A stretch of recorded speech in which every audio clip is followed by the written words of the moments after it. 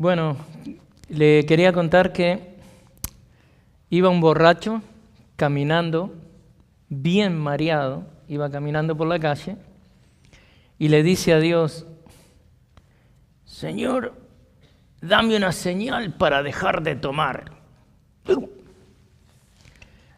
Y se apoya en un cartel de tránsito que dice: pare. Y le dice el borracho: no, eso ya lo usaste con muchos. Y sigue tomando. Y bueno, algo risueño, pero a veces de la misma manera tratamos pasajes bíblicos, como este cartel de pare, pasajes bíblicos que leemos, pero creemos que no aplica para nosotros. Oh no, eso es para otros. Y hoy vamos a ver uno de esos pasajes. Habla de someterse a las autoridades. Y quiero mostrarle un ejemplo de alguien que, siendo Dios, se sometió a las autoridades. Nuestro Señor Jesucristo, dándonos el ejemplo. En la noche de la traición de Jesús, el traidor, Judas, fue al jardín de Getsemaní con una tropa romana completa y varios guardias de los principales sacerdotes y de los fariseos. Llegaron con linternas, antorchas y armas, una escena que inspiraba mucho temor. En ese momento, Jesús les sale al encuentro y le pregunta: ¿a quién buscan? Y ellos le responden: a Jesús el Nazareno. Y él les dijo: yo soy. Ellos retrocedieron y cayeron a tierra. Imagínense esa escena. Pero lo que quiero mostrarles es que Cristo, teniendo el poder para librarse a sí mismo, Jesús se entrega voluntariamente. El Hijo de Dios, siendo el omnipotente Dios del universo, se entregó en manos de las mismas autoridades que Él en su soberanía había instituido. Esa es una muestra más que Cristo nos dejó marcado el camino que debemos seguir. Debemos caminar en sus pasos. Y como cristianos que viven para la gloria de Dios, recuerden que para eso nos creó el Señor, para su gloria, también, como lo hiciera Cristo, que vivió para la vida y la obra de Dios, para su gloria, nosotros también debemos someternos a las autoridades. Y Pedro, el apóstol que está escribiendo el libro que estamos estudiando, él estaba allí presente en el jardín. Y él puede atestiguar de haber visto a su maestro y Señor dándole el ejemplo. Y ahora el apóstol les enseña lo mismo a estos perseguidos creyentes esparcidos en Asia Menor. Pero vamos a hacer un breve repaso de lo que hemos visto hasta ahora en Primera de Pedro. Hoy continuamos con este estudio, recordando que la razón por la que el apóstol escribe la carta es para alentar a estos creyentes que están dispersados en Asia Menor a que permanezcan firmes ante la hostilidad del mundo. Luego de haber visto en el capítulo 1, lo cual, ¿se acuerdan que les dije? Es parte de la introducción de la epístola. Luego de haber visto que Pedro los alienta con la gran esperanza de que debido a la gran salvación que han recibido, han sido renacidos a una esperanza viva. El aliento de Pedro es que si bien ellos eran despreciados y rechazados por el mundo, eran elegidos por Dios. Elegidos que estaban siendo edificados sobre la piedra viva que es Cristo. Y a medida que el apóstol alienta a estos creyentes, les recuerda que ellos ahora tienen una nueva naturaleza, debido a que han sido nacidos del Espíritu Santo de Dios. Por lo tanto, esa nueva naturaleza debía reflejarse en la manera en la que vivían. Basados en esa nueva naturaleza, ellos debían exhibir un buen testimonio, lo que vimos la semana pasada, que lo vimos en, digamos, una de las dos caras del buen testimonio del cristiano. ¿Cuál era esa? Mantener una conducta irreprochable delante de los inconversos. Porque el mundo nos mira atentamente, buscando encontrar que la excusa perfecta para desestimar o para ignorar la verdad del evangelio que el cristiano está proclamando con sus labios. El mundo busca como vimos la semana pasada, las fallas en la vida del cristiano para ignorar la verdad en los labios del cristiano. Por tanto, Pedro, en esta sección de la carta que estamos estudiando, les enseña que el tipo de vida que los creyentes deben vivir delante del mundo y ese tipo de vida que va a callar lo que es las calumnias que están siendo arrojadas sobre ellos, este tipo de vida toma lugar en 3 grandes ámbitos de la vida del cristiano. Escuchen los ámbitos. La obediencia al Estado, lo vamos a ver, capítulo 2, versículos 13 al 17. También se ve en las relaciones domésticas, en su casa, capítulo 2, versículos 18 al 25. Y se ve en las relaciones conyugales, capítulo 3, versículos 1 al 7. Y hoy vamos a comenzar, hermanos, viendo el primer ámbito donde toma lugar esta nueva vida del creyente. ¿Quieres saber dónde toma lugar esta vida del creyente? Bueno, Pedro nos dice, comienza por el ámbito más amplio, el deber del creyente para con el Estado. Y en los versículos 2, 13 al 17, si puede ir ahí conmigo, Pedro les provee 3 maneras en las que los creyentes pueden actuar irreprochablemente. Ahora, hoy, solo veremos 3 de estos versículos, pero en los 3 versículos que veremos hoy, el apóstol le dice que los cristianos deben someterse a las autoridades gubernamentales. Les leo, comenzando en el versículo 13. Sométanse, por causa del Señor, a toda institución humana, ya sea al rey como autoridad, o a los gobernadores como enviados por él para castigo de los malhechores y alabanza de los que hacen el bien. Porque esta es la voluntad de Dios, que haciendo bien, ustedes hagan enmudecer la ignorancia de los hombres insensatos. El mensaje de hoy es titulado El sometimiento a las autoridades. Primera de Pedro 2, del 13 al 15, nos muestra que someterse a las autoridades honra a Dios y enmudece las acusaciones ignorantes del mundo. En estos 3 versículos, Pedro nos muestra 3 razones por las que debemos someternos a las autoridades, para que honremos a Dios y acallemos las acusaciones maliciosas del mundo. Así que vamos a dividir este mensaje en 3 puntos o 3 razones que Pedro les muestra a los creyentes para que se sometan a las autoridades. Y si toma nota, por favor, anote esto. Vamos a ver 3 razones. Primero veremos que hay una razón vertical, luego una razón general y luego una razón horizontal. Y la primera, que es la razón vertical, la encontramos en los versículos 13 y la primera parte del versículo 14. Veamos entonces la primera razón. Una de las maneras en la que los creyentes deben mantener una conducta irreprochable es sometiéndose a las autoridades. Es por eso que Pedro les ordena a los creyentes a que se sometan a las autoridades. Sométanse por causa del Señor a toda institución humana, ya sea al rey como autoridad o a los gobernadores como enviados por él. Y si somos honestos con nosotros mismos, la sumisión es un concepto en que en líneas generales reaccionamos. No nos gusta, pero someterse significa estar en sujeción. Debemos someternos a las autoridades gobernantes, debemos ser sumisos a ellas. Pedro aquí está usando un término que significa ponerse debajo de alguien o ponerse debajo de la autoridad de alguien. Es un término militar, aunque aquí es un sinónimo de obedecer en forma voluntaria. Eso es lo que nos pide. Pensemos en esto, hermanos.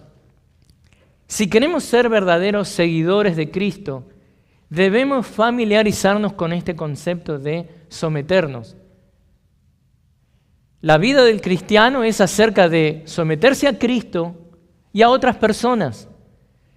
En nuestra relación con el gobierno y las autoridades, en la mayoría de los casos, y de las cosas también, ¿no?, se demanda que obedezcamos. Hay muchas leyes. Aunque tristemente van a haber ocasiones que nos será imposible a los cristianos obedecer las demandas de los gobernantes. Pero si bien sometimiento y obediencia se solapan o se superponen, el apóstol Pedro nos está pidiendo algo que no significa que tiene que ser una obediencia a ciegas. Los cristianos deben esforzarse por obedecer a Dios ante todo y también obedecer al gobierno siempre y cuando lo que el gobierno le pide al cristiano no contradice los mandamientos de Dios. Pedro dice que ese sometimiento debe ser, léalo conmigo ahí, versículo 13, en el Señor. El cristiano no hará nada que vaya en contra de Dios, porque su lealtad primaria es para con Dios. En un sentido, el concepto de la obediencia demanda un sentido más comprometido a Dios. Pero hermanos, cuando pensamos en la razón vertical que estamos viendo ahora de esta obediencia a la autoridad, cuando pensamos en esta relación vertical de por qué someternos a las autoridades, debemos recordar que la relación del cristiano con el mundo no ha cambiado a pesar de la salvación. Eso es una idea, digamos, errónea que a veces el cristiano, sobre todo el cristiano nuevo, el neófito, como lo describe la Biblia, cree que, bueno, ahora soy cristiano, solamente le debo obediencia a Dios y ya la ley no importa, las autoridades no importan. No, los órdenes de la naturaleza, como el matrimonio, el trabajo, la familia, siguen existiendo. Y en cada uno de ellos, cada uno de estos ámbitos, Dios ha establecido una relación de sometimiento mutuo. Una relación de sometimiento mutuo que refleja lo que es la armonía que hay en la Trinidad de Dios. Y esta relación y sometimiento mutuo va a honrar y reflejar esa unidad trinitaria. Pero esta sumisión a las autoridades y poderes de las que habla el apóstol Pedro no es una servidumbre servil. Esta es una sumisión piadosa. Es una sumisión piadosa a las autoridades que Dios ha ordenado para el bien nuestro y el bien de todas las personas. En esta actitud, hermanos, los cristianos deben tratar de vivir en paz con todos los que les rodean, manteniendo una conducta irreprochable, de manera que honren a Cristo y su Evangelio. Pero debemos honrar a las autoridades, porque este es el diseño divino. Dios ha decretado que exista el gobierno y está en nosotros someternos voluntariamente al mismo. No hay nada más alejado de lo que es el pensamiento que comunica el Nuevo Testamento de creer que se puede aceptar o que es buena una vida de anarquía, donde no hay control, donde no hay gobierno. Hermanos, debemos respetar a las autoridades sometiéndonos a ellas, porque esto honra a Dios y esto también embellece el Evangelio, embellece el mensaje del Evangelio de Cristo. Recordemos esto, Cristo mismo dijo que le diéramos, ¿qué dijo?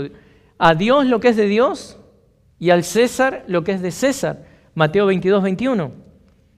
Y Pablo nos dice lo mismo en Romanos 13:1. Sométase toda persona a las autoridades que gobiernan, porque no hay autoridad sino de Dios. Y las que existen por Dios son constituidas. Y Pablo, en este caso, el apóstol, está seguro de los que lo gobernaban. Quienes gobernaban la nación habían sido enviados por Dios y tenían su responsabilidad delante de Él, de Dios. Es por eso que Pablo también nos instruye a orar por estos gobernantes.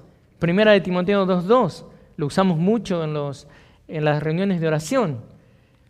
Oramos por los reyes y por todos los que están en autoridad, para que podamos vivir una vida tranquila y sosegada con toda piedad y dignidad. Ahora, algo curioso y que escapa a la traducción en español es que en el griego, el idioma original en que Pedro está escribiendo, él expresa que debemos someternos por causa del Señor y lo dice de esta manera, a toda criatura humana. Ahora, ¿por qué Pedro haría eso? ¿Por qué lo expresaría así? ¿Por qué los llama criaturas? En primer lugar, para que los lectores que están leyendo ahí en el primer siglo entiendan que las autoridades son criaturas creadas por Dios. Sobre todo en una cultura donde adorar al emperador era una costumbre. Ellos adoraban al emperador y Pedro les dice, hey, estos gobernantes son criaturas, solo se debe adorar a Dios. Pero al mismo tiempo, Pedro dice que son humanos. ¿Por qué hace esto? Para mantener el balance de que sean honrados y respetados como creados a la imagen de Dios. Deben entonces honrarlos. Y Pedro comienza por el tope, ¿no? Empieza hablando de reyes, monarcas, pero también esto incluye dictadores, tiranos. Aún así, estos son ordenados por Dios y aún así debemos someternos a ellos. Pero también a aquellas autoridades locales. Por ejemplo, ahí, ¿no? Procuradores, procónsules en el primer siglo, los que cobran impuestos. En América, por ejemplo, acá en Estados Unidos, tenemos los gobernadores, tenemos los gobiernos locales. Hay gobiernos locales, gobiernos federales, los que cobran el estacionamiento también, cuando los ve ahí, que usted va a la playa y, ¿no? y le pusieron un ticket porque se olvidó de pagar. Bueno, también les debemos a ellos honor, respeto y someternos a ellos, porque son una autoridad que representa toda autoridad que ha sido dada y puesta por Dios. La policía local, lo mismo. Cuando vea a la policía acá en Milford, déles, ¿no? un dedito para arriba así, dándole gracias, díganle gracias.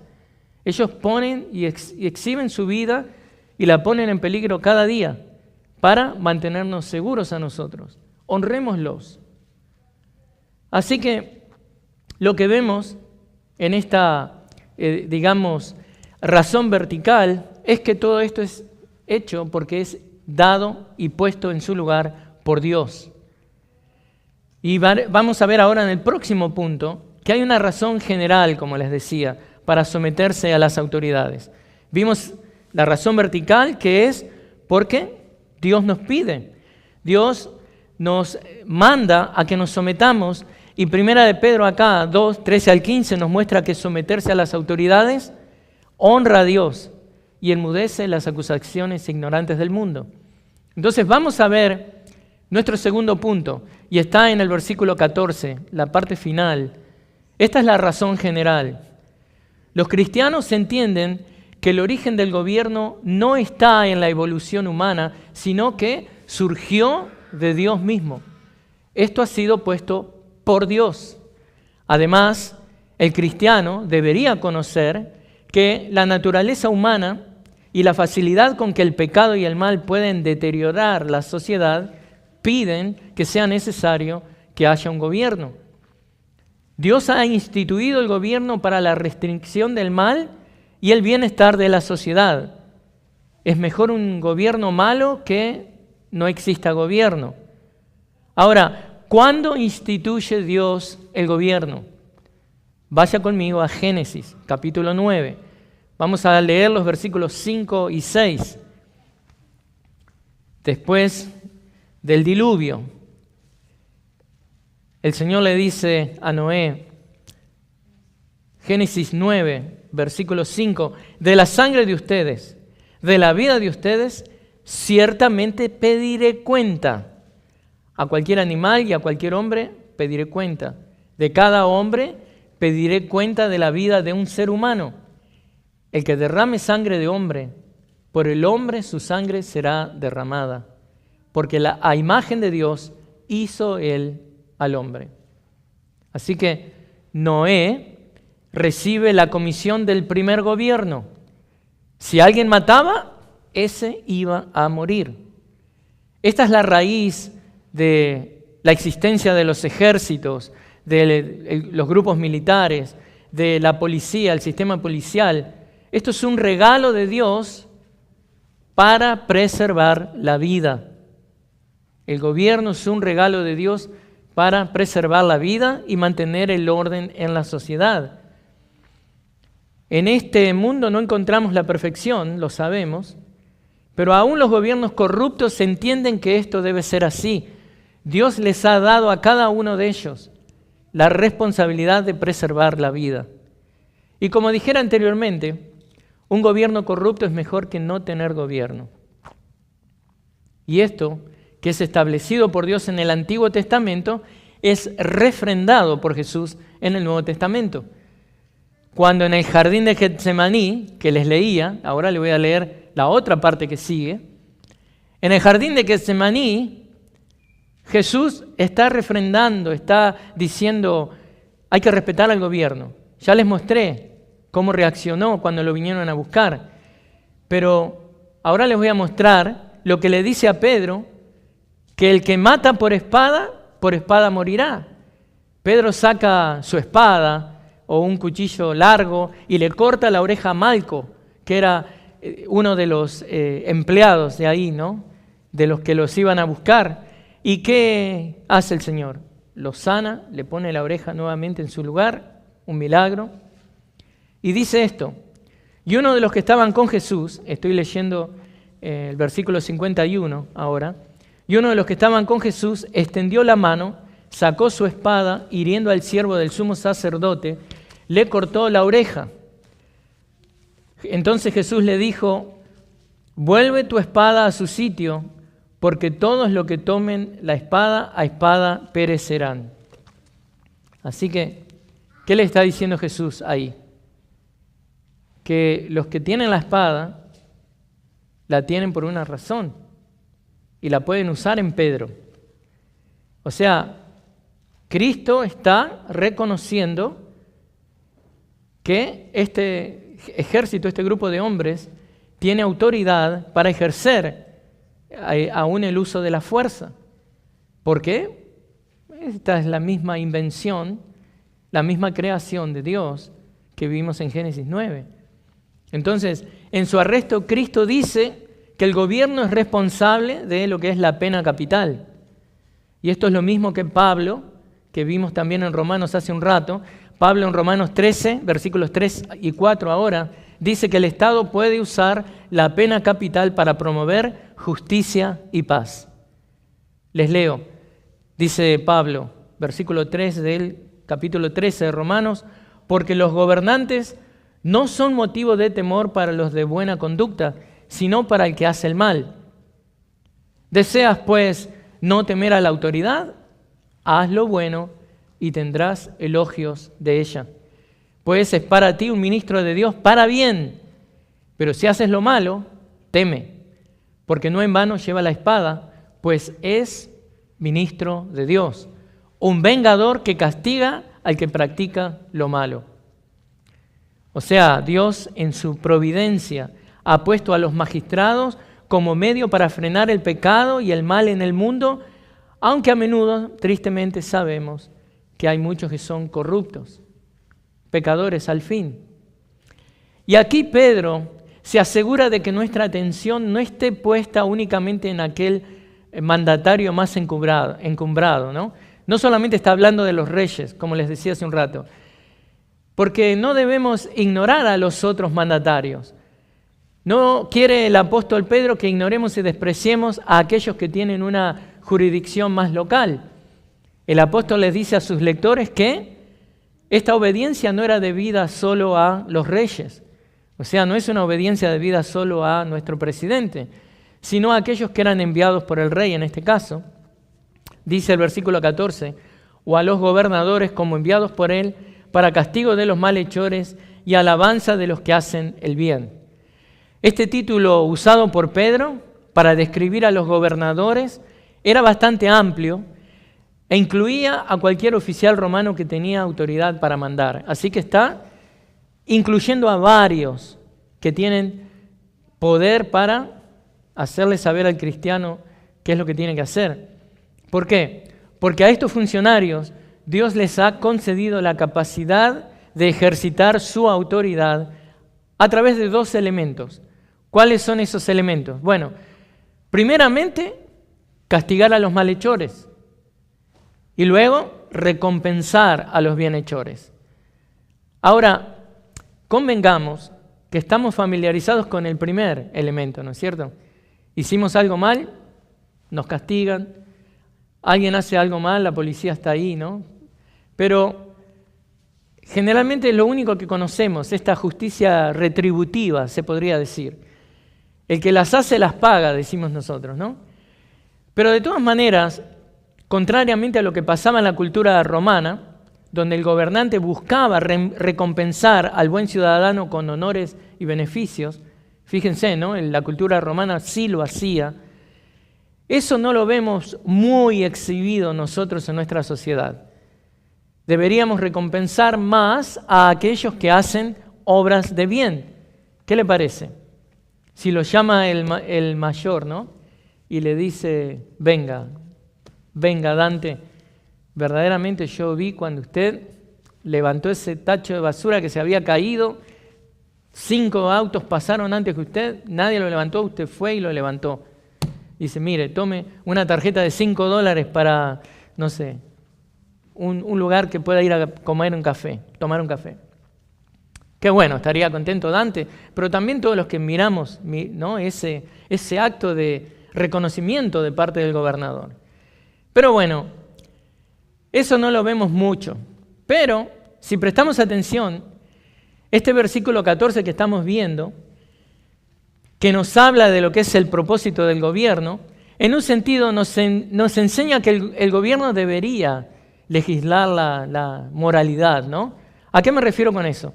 Porque a veces suena descabellado, ¿no? ¿Cómo? Eso no debería ser. No, pero miren, eso es lo que Dios le manda hacer al gobierno. Si estamos leyendo el versículo 14, porque básicamente lo que está diciendo es que le prohíbe el robo. Si prohíbe el robo, esa es una ley de moralidad. Y de la misma manera que hay leyes contra el robo, hay leyes, o debería haber leyes, ¿no? Contra la drogadicción, la prostitución y tantas otras cosas, aunque en algunos lugares sí la hay. Pero bueno, es bueno que los gobernantes también tengan este tipo de leyes. Y a veces les ayuda que nosotros les hagamos llegar sugerencias. Aunque les parezca mentira, algunos de ellos están interesados en escuchar qué es lo que la gente piensa. Ahora, de la misma manera, sabemos que, aunque eso pase, las leyes no van a tratar el corazón del pecador. Entendemos eso, pero al menos puede controlar la maldad. ¿Se entiende? Entonces es bueno que haya buenas leyes que también traten el tema de la moral. Pero mire, conforme miramos esta razón general de por qué debemos someternos a las autoridades, algo que quiero dejar en claro es que las autoridades y el gobierno son una creación divina que es un regalo para la sociedad. Así que la próxima vez que vea a un policía o que sepa, oh, ahí está el mayor de la ciudad, agradézcale. Aún el más malvado de los gobiernos, como les decía, es mejor que una anarquía. Imagínense cuán buen regalo es el gobierno. Y lo que Pedro está haciendo aquí es que después de haber dado el mandamiento, sométanse, ahora el apóstol nos muestra cuál es el propósito del gobierno. El propósito del gobierno humano es castigar la maldad y recompensar el bien. Y este es el diseño divino. Dios estableció el gobierno. ¿Para qué? Para poder entender la función del gobierno. ¿Qué es lo que debemos hacer? Debemos tener eso siempre presente. Es un regalo de Dios. Las autoridades no son nuestros enemigos, aunque a veces muchos de ellos sean malvados dictadores, de los cuales Dios se encargará. El punto que estoy haciendo en esta parte, digamos, esta razón general, es que el gobierno y sus autoridades son un regalo que nos recuerda que Dios tiene cuidado de nosotros. Dios pone al gobierno para prevenir que el crimen y la maldad lleven a la sociedad a la anarquía. Y si cuando vemos las noticias y el crimen a nuestro alrededor nos desalentamos, bueno, imagínense lo que sería si no hubiera gobierno, si no hubiera policía. La función del Estado es frenar el mal y promover el bien común.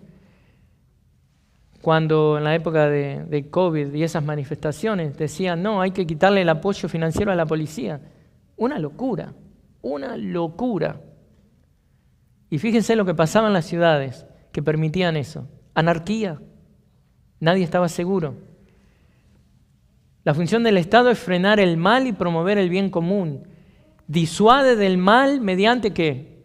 El castigo, y fomenta el bien mediante el elogio, el halago. Permite que los cristianos, en este caso, vivamos tranquilos y en paz. Y usted dirá, por ahí tiene la pregunta, ¿pero qué pasa cuando un gobernante es malvado? Entendemos claramente que si hay un Estado que se vuelve tiránico, ese Estado empieza a violar lo que nos dice Romanos 13, y ese Estado puede ser sustituido. Pero la fuerza, digamos, capital o ir en contra de ese Estado, solo debe utilizarse como último recurso.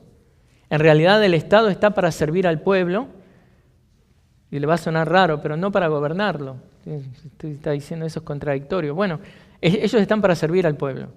Obviamente que gobiernan a través de la promulgación de leyes, pero cuando digo no gobernarlo es para no, digamos, abusar de su poder. Ellos son siervos de parte de Dios.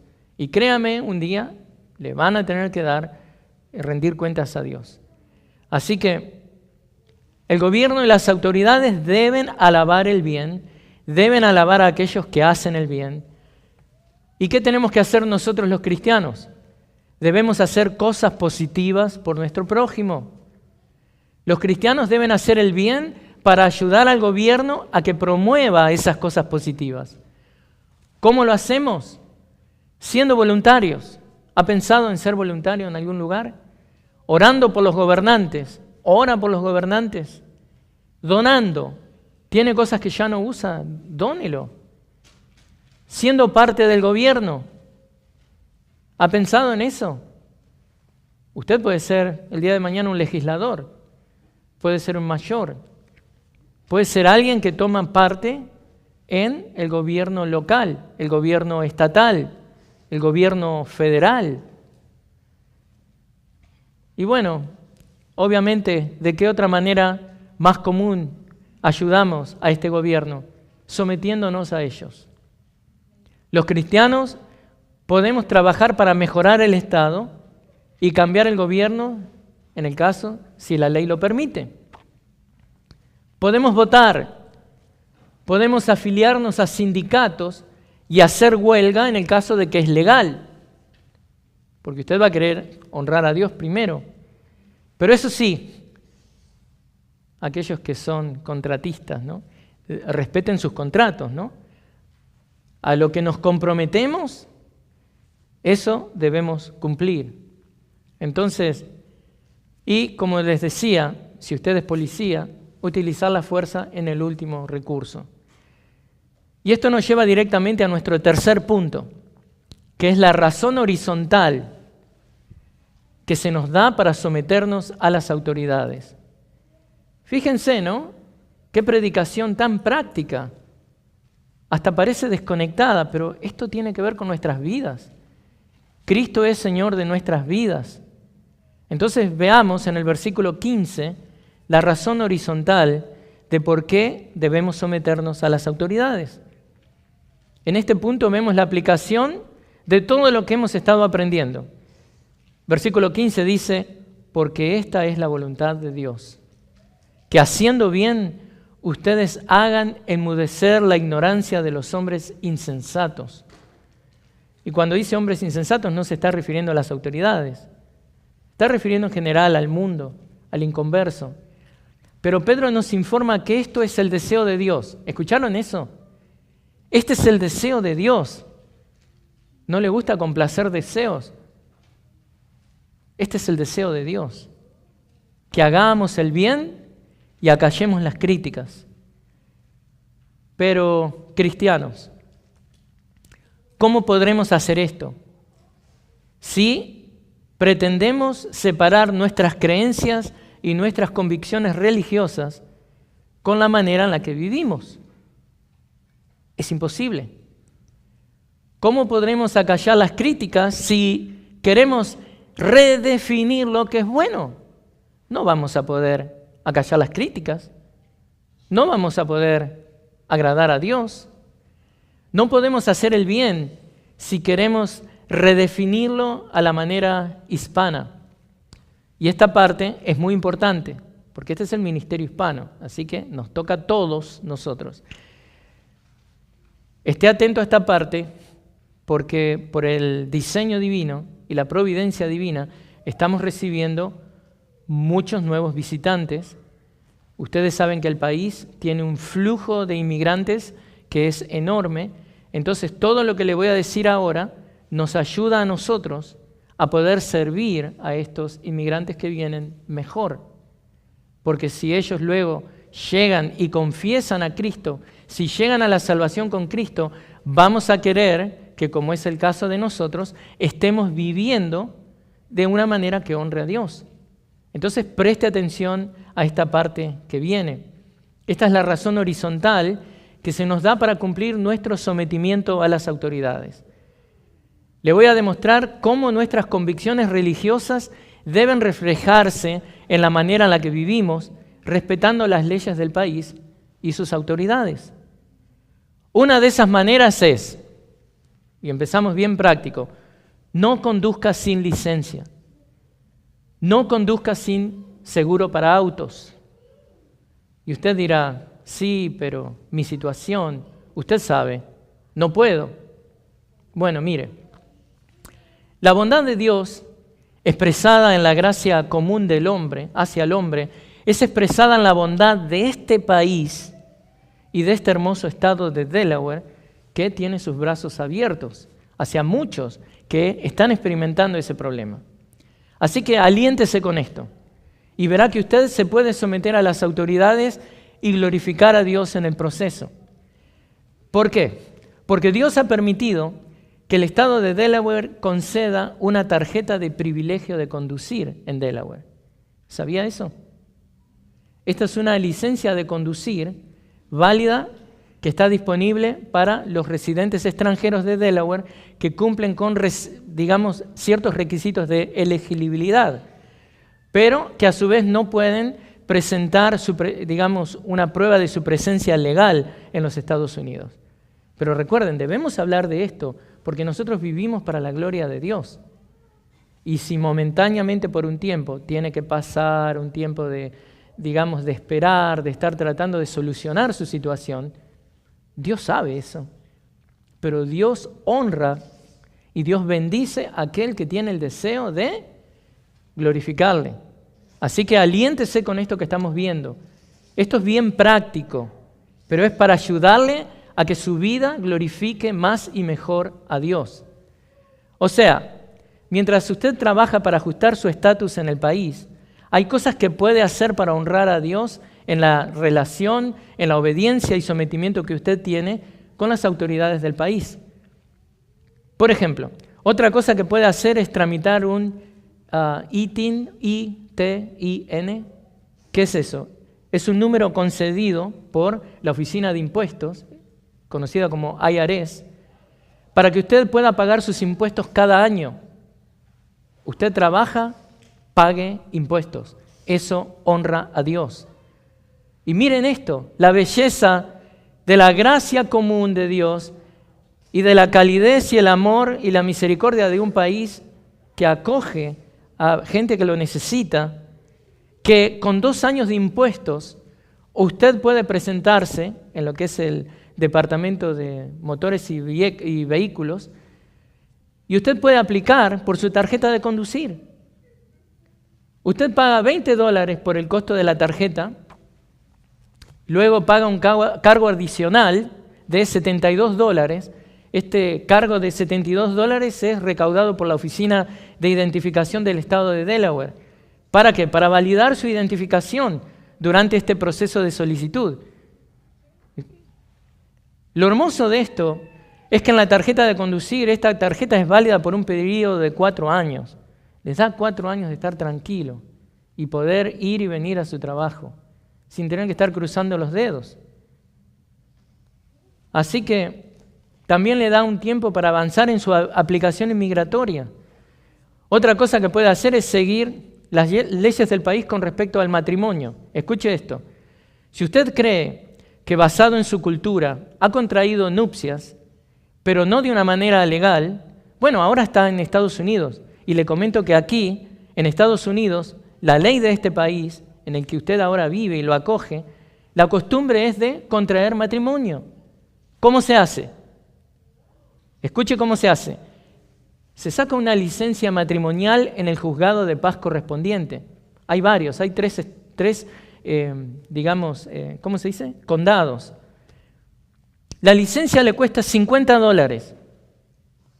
Es más barato que ir a McDonald's, ¿no? Uy, se me escapó.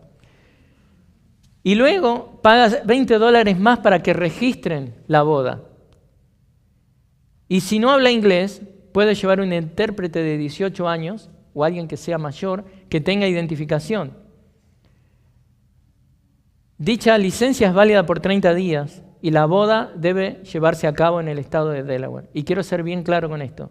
Como su pastor, yo estoy a su disposición para ir a ser de intérprete y para oficiar su boda. ¿Por qué? Porque mi única existencia y estar detrás de este púlpito es de que usted crezca espiritualmente y crezca en cómo usted honra a Dios con su vida.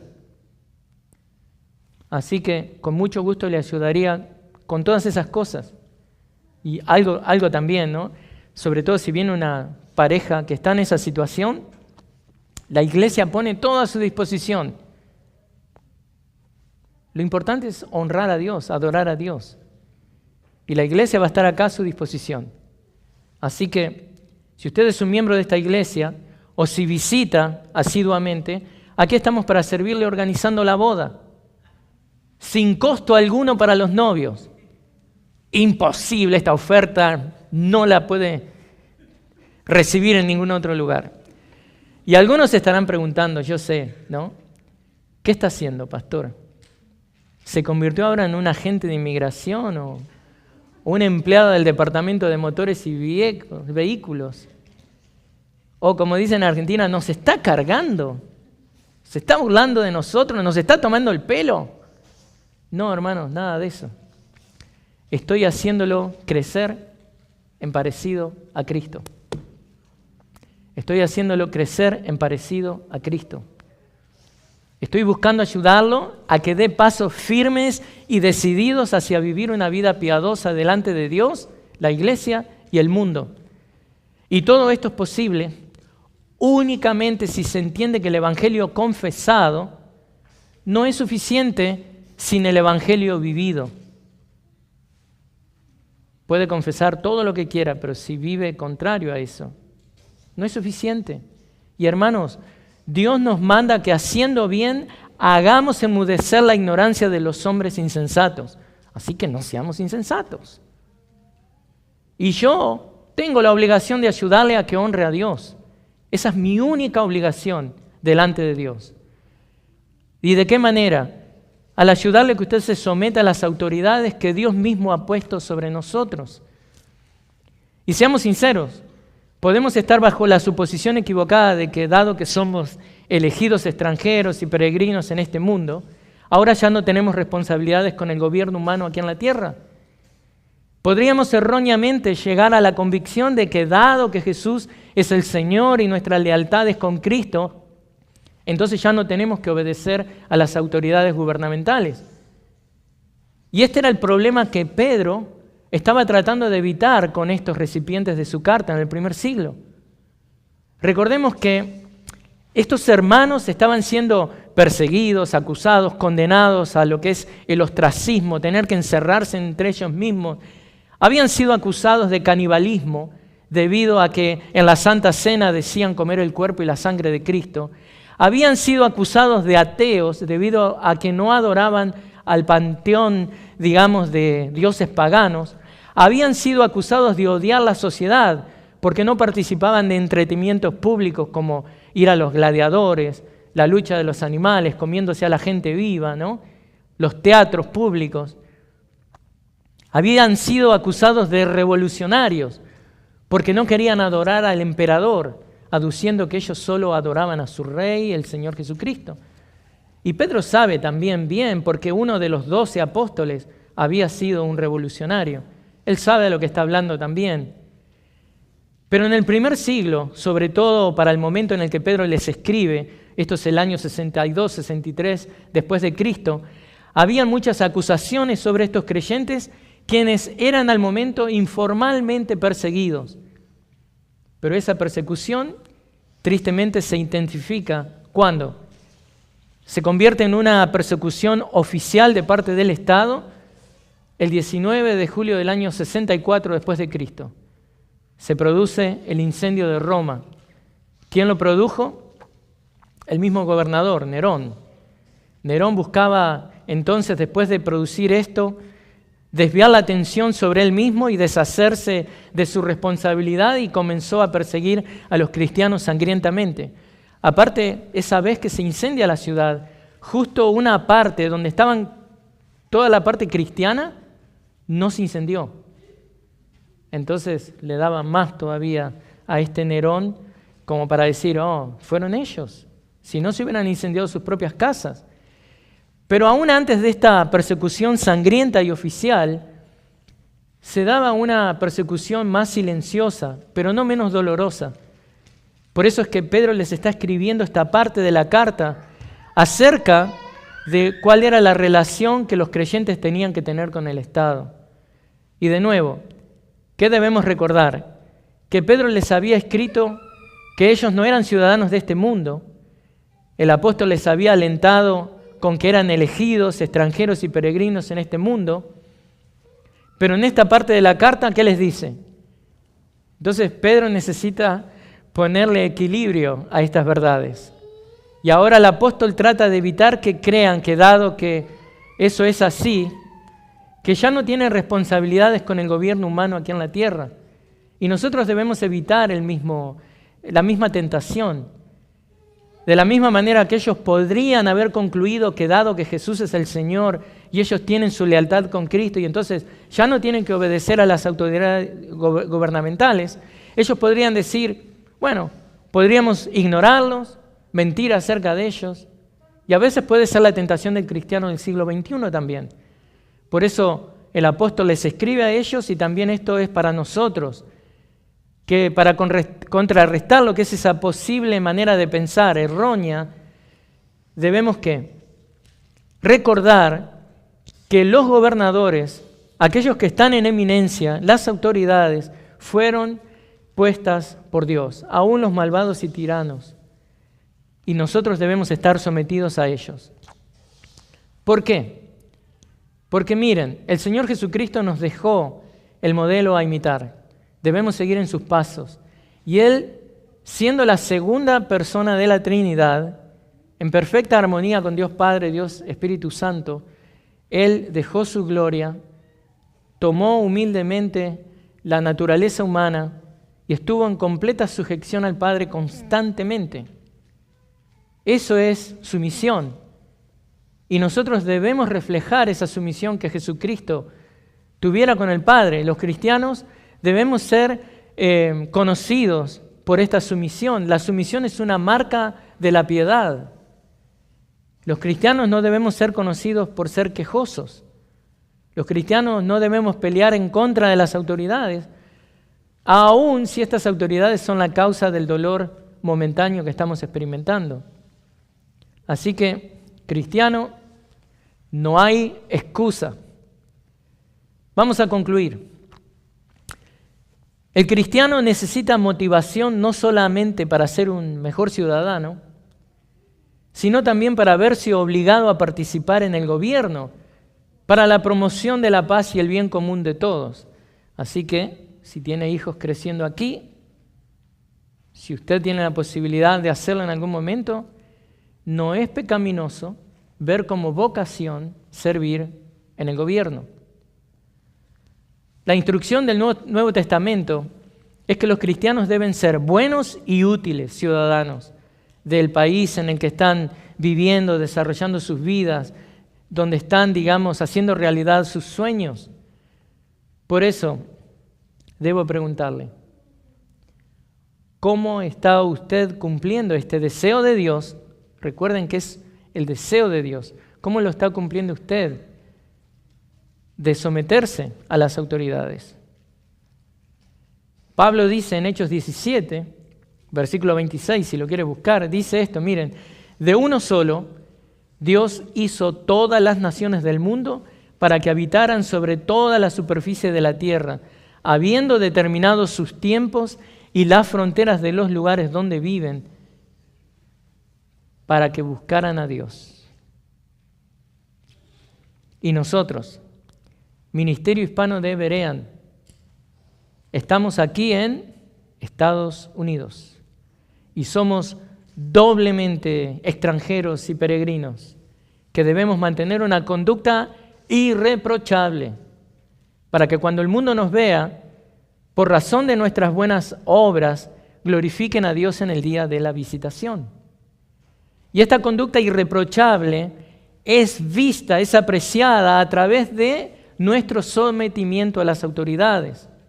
Y hemos visto que este sometimiento encuentra una razón vertical debido a que Dios es el creador del gobierno y nosotros nos sometemos al gobierno por causa del Señor.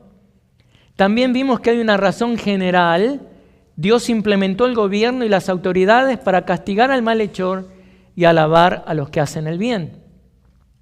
Y por último vimos que hay una razón horizontal por la que nos sometemos a las autoridades, y esa es enmudecer la ignorancia de los hombres insensatos. Por eso, hermanos, no divorcien, no separen sus convicciones teológicas y religiosas de lo que son sus obligaciones ciudadanas con este país, que en la soberanía y la providencia divina los ha recibido. Así que, ¿dónde están? ¿Cómo están? Buscando agradar a Dios, buscando solucionar su situación aquí también, porque eso honra a Dios. Glorifiquen a Cristo con la vida que se les ha dado y que en la providencia de Dios, ¿qué dijo Hechos 17?